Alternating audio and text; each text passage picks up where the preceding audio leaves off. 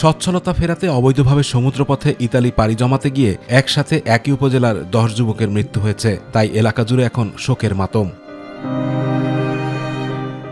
স্বজনরা জানায়, দালালদের খপ্পরে পড়ে গত 1 জানুয়ারি ইতালির উদ্দেশ্যে বাড়ি ছাড়ে মাদারীপুরের রাজৈর পৌরসভার পশ্চিম সরমঙ্গল গ্রামের টিটু হাওলাদার। তার সাথে মামা গোবিন্দপুরের বাসিন্দা আবুল বাশার আকনও যোগ দেন। গত 24 জানুয়ারি লিবিয়া থেকে একটি ইঞ্জিন চালিত নৌকায় যাত্রা করেন তারা। মাঝপথে ভূমধ্যসাগরে নৌকাডুবিতে প্রাণ হারায় মামা আবুল বাশার ও তার ভাগ্নে টিটু। সোমবার সকালে তাদের মৃত্যুর খবর আসলে পরিবারে নেমে আসে শোকের ছায়া। কষ্ট হইরা ভাড়াইছি, গেছে ভাবি যাই, কষ্ট হইলো যাই, তো বৌমনি থাইস। এবার ছেলেরে চাই, এবার ছেলেরে চাই, এবার ছেলেরে চাই। এবার দালালে আমাদের কোনো সঠিক তথ্য দিতে পারে নাই। তারা শুধু বলছে যে বোট ডুবছে 25 তারিখে একটা হ্যাগোড়ায় ডুবছে, এটা আর কি বলছে, কিন্তু তারা এখন পর্যন্ত তাদের খোঁজ উঠাইতে পারে নাই।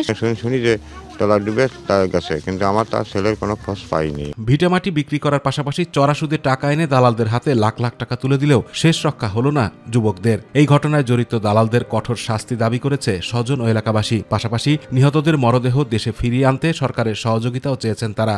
লিবিয়া গেছে প্রথম এক দালালের মারফতে, দাইয়া 1 বছর 1.5 বছর রয়ে গেছে।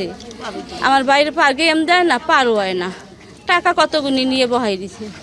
ওই মনিরে দৌড় আজকে পার করতে গেছে, আমার বাইরে পার করতে যাইয়া আমার বাইরে আড়াই হেলাইছি।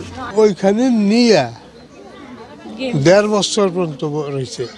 আমি আবার আর 5 লাখ টাকা দাও, তার গেম দিয়ে দিই। দালালের বিচারও আমরা চাই, দালাল জানি খুব গুরুত্বভাবে জানি শাস্তিটা পাই। আমার ভাই মারা গেছে, ভাগ্নে মারা গেছে, এখন আমরা এই বিচার চাই।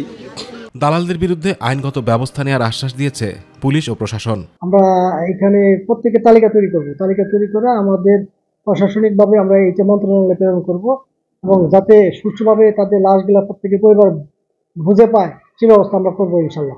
আতিকুর রহমান তিতাস, মাই টিভি।